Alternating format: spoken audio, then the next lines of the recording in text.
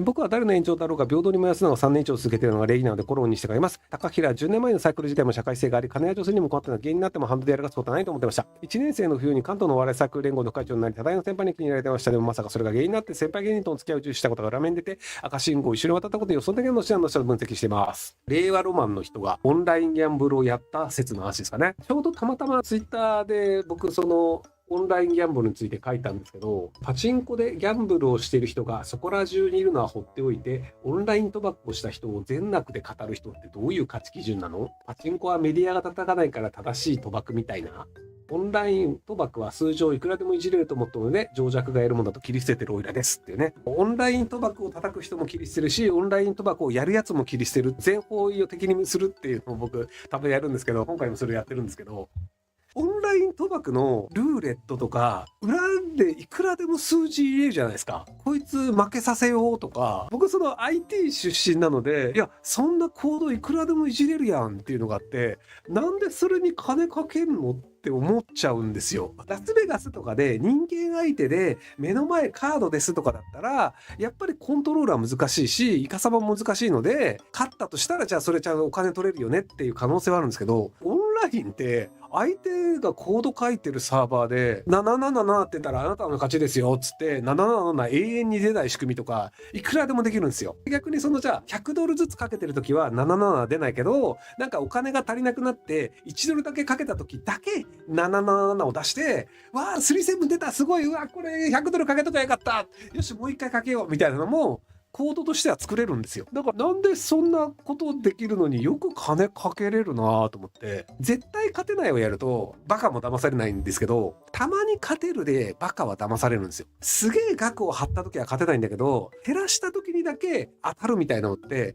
結構ね、人は自分が減らした時に勝ったよねとかって覚えてなくて、やり続けてあの瞬間勝ってプラスになったんだよ。でも実際プラスになってないんだけど、プラスになってる気がするみたいな。っていう感じでいろいろコントロールできるんですよ。でね、ガチャはね、まだ一応日本の法律上あって、ガチャに関しての確率をいじった場合は法に触れますよっていうのがあったりするので、なので日本の会社でさすがにガチャはあんまりいじってないと思うんですよ。いじるリスクの方が大きいので。日本国内でやってる会社で日本の法律を守らないと逮捕されるよねなんだけど、海外のオンライン賭博とかっていうのがフィリピンの人とかがいくら何やろうと日本の法律なんか関係ないから守る必要ないんですよ。騙した方がいいや、儲けるためやってんだからって。オンラインカジノなんでやってんのって儲けるためにやってんだからさ、それはもう詐欺しまくりですよって思うので、だからなんでそんなんやってんのアホじゃねと思うんだけど、オンライン賭博やるのバカだなと思うんだけど、ただ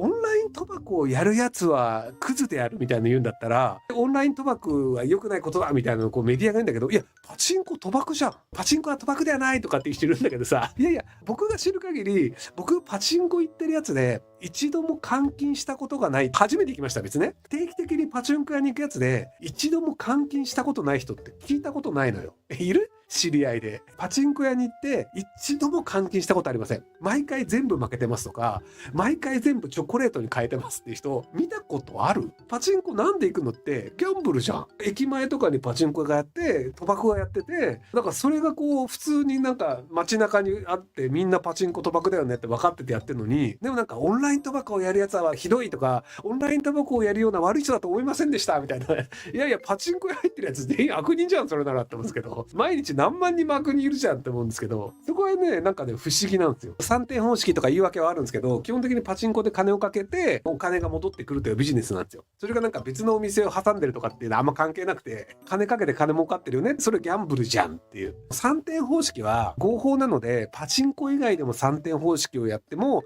大丈夫だ、だからパチンコは合法なんだって主張する人いるんですけど、パチンコ以外の3点方式やると捕まりますね、はい、結局だからオンライン賭博を攻める人たちっていうのも、じゃあパチンコも攻めたらって思うし、とはいえでもオンライン賭博やるやつはみんなアホだと思ってるのでどうかなと思う。関わる人みんなアホと僕は思ってるんですけど、パチンコの場合はパチンコの台をチェックするのが日本保安安全協会みたいなところが、台が賭博性があるかどうかをチェックするというのをやってるんですけど、でそこが警視庁警察庁の天下りの人たちが役員としていて、何にもしないで週に1回顔を出すぐらいで年収1000万とか1500万とかになって、 2,3 年やると退任っていうことで退職金で2000万とか3000万とかもらうみたいな。でその後も天下り団体ぐるぐる回るみたいな感じで警察の利権としてあるので、なのでパチンコに関しては警察は取り締まりをしないということになります。10 15年ぐらい前にね、国会で警察庁の人に、パチンコが3点方式で換金されてることにどう思いますかっていう質問をした国会議員の人がいるんですよ。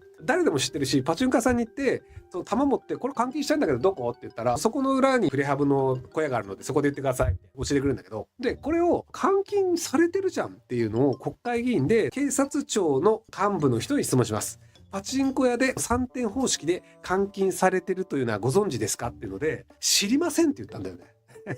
預かり知らず。いやいや、そんなもん僕、中学生でも知っとるがな、パチンコ屋に行ってって知らない人一人もいないじゃん。警察という犯罪を捜査する組織の人が、パチンコ屋でお金がどうやって換金してるか見たこともない、知らない、何が起こってるのかわかんないみたいな。そんなわけないじゃんって言うんだけど、でも一応ね、それが知らないってことになって、許されるっていう、日本らしい構造だなと思うんですけどね。はい。あ、じゃあ知らないんだ。じゃあ換金してないからしょうがないよね。存じ上げません。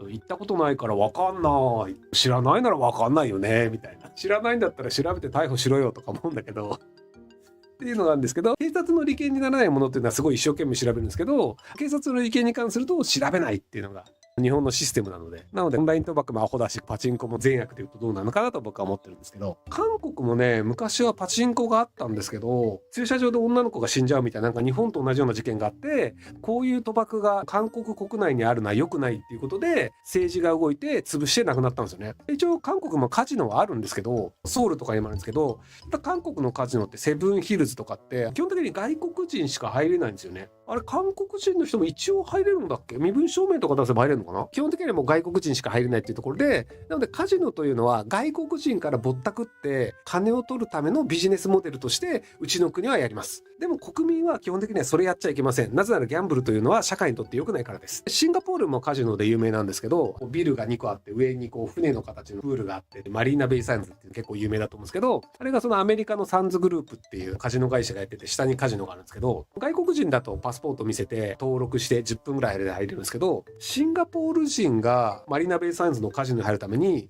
毎回100ドルかな？なので今1ドル、シンガポールドル80ドルぐらい、もう100ドルぐらいか。だいたい1回につき1万円を払わなきゃいけなくて、最初の登録に確か10万円いるのかな、シンガポール人は。なのでカジノに行きたいですっていうシンガポール人は10万円ぐらいまず払って登録して、入るたびに毎回1万円を払うっていうので、ようやくカジノに入れるっていう状況なんですよ。金持ちで入りたいやつは別にお金を落として入ればいいんじゃないのっていう形で入場料を取る。なので日本みたいな生活保護の人がパチンコ屋に行って金をするみたいなのが起きないようにしてるんですよ。まともな国ってやっぱそういうことになるよねってなんですけど、日本はまともな国じゃないので、なので警察庁の人は預かり知らず、生活保護でもパチンコやればいいんじゃねえのっていう国になってる。生活保護のバッシングで、生活保護ってパチンコとか賭博をやるのは良くないって言うんですけど、待て待てと。そもそもパチンコという賭博がまずいでしょ。生活保護の人がパチンコをやるのは良くないから、安易に生活保護を渡すべきではない。いやいや、まず安易に賭博ができるパチンコをなんとかするのが先だろうって。なんで誰でも安易に賭博ができるパチンコ屋をほっといてるのっていう、僕はそっちのが問題なんじゃないかなと思うんですけど、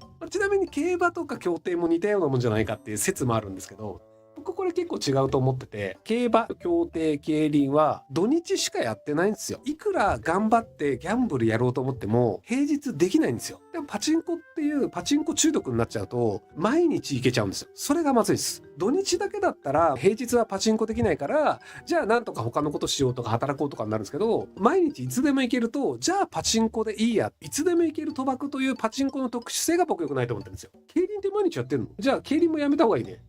地方競馬って平日やるの？そうなんだ。じゃあ平日やってるのを禁止にして、土日をやるとか決められた日をやる競馬に関してはイベントとしてありだと思ってるんですよ。っていう感じで僕は考えてます。とはいえ競馬とか競艇とかの場合は法律上の公営のものなので、変なところにお金がいかないっていう構造があるんですけど、日本のパチンコの場合はお金がどこに行ってるかわからないっていう、あれはどうかなと思うんですけど、はい。吉本興業の芸人がオンラインカジノ契約あるそうです。オンカジが日本で違法な理由は何ですか？一応日本は海外でも賭博は違法ということになってるんですよ。マスベガスでやって儲ける分にはいいけど、日本の中でオンラインでカジノをやるのは確か違法なはずなので、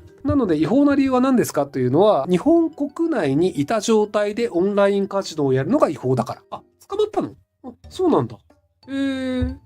まあでも、オンラインカジノやってる人いっぱいいるだろうからね。捕まえなきゃいけないのはわかるけど、どうなんだろうね。なんかほら、アダルトサイトとかも18禁とか無修正とか見放題じゃないですか。本来はあれって違法だよねっていう。オンラインカジノも結局日本人向けに日本語でやってるところって、日本人向けに商売してるけど、税金は日本に1円も落とさないわけじゃないですか。むしろオンラインカジノ日本国内のパチンコ屋とかがやれるようにして、で、日本の企業にお金が落ちて、納税してもらうという方向にした方がいいと思うんですよね。オンラインカジノのお金とか税金とかを全て外国に持ってかれてるわけじゃないですか。日本人のお金を海外にどんどん流出させるための法律なんですよね。無修正禁止とか、オンラインカジノ禁止とかって。で、あれで喜んでるのって、海外で無修正サイトをやってる人とか、海外でオンラインカジノをやってる人なんですよ。すごいひどいレートとかでも、まあ日本人そこしかないから、どんどんお金払ってくれるんですよ。アメリカ人向けのカジノとして戦ったら勝てないようなところが、日本人は他に選択肢がないから、そこでバンバン儲かるっていうので、なので方向性としては間違ってるよねって思うので、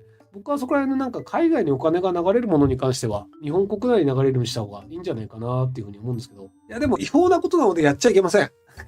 なので僕は合法にして日本国内の事業者でもやれるようにした方がいいと思うんですよ。だってさ、パチンコって金稼ぐためにやってるでしょ。パチンコギャンブルだってみんな知ってるでしょ。なんでさ、オンラインカジノは違法でさ、駅前でやってるパチンコが合法なの？ギャンブルじゃん。金になってんじゃんっていうので、でもなんかお約束ということで、なぜかこう許されてしまう。なのでもうあれは違法なんだから違法ですっていうならまだわかるけど、なんかパチンコだけは許されていて、でもオンラインカジノはアウト。むしろオンラインカジノも合法にしてしまって、で、パチンコも合法にしてしまって、パチンコ合法になってもほぼ何にも変わんないと思うんですよ。別になんかそういう形にして日本にお金が落ちるようにした方がいいんじゃないかなと思いますけどね。パチンコはね、財務省じゃないです。警察庁です。警察庁の方の天下り団体の保全協会っていうところが、パチンコの景品を扱ったりとか、パチンコの台が合法かどうかをチェックするという機能を持っていて、警察庁の OB がひたすらそこの理事として、1年ずつ役員変わるんですけど、1、2年かなんか2年ぐらいで年収1000万で辞めると退職金で2000万円もらえるみたいな。という感じをぐるぐる回すっていうのをやったりするので、警察利権ですね、パチンコ屋。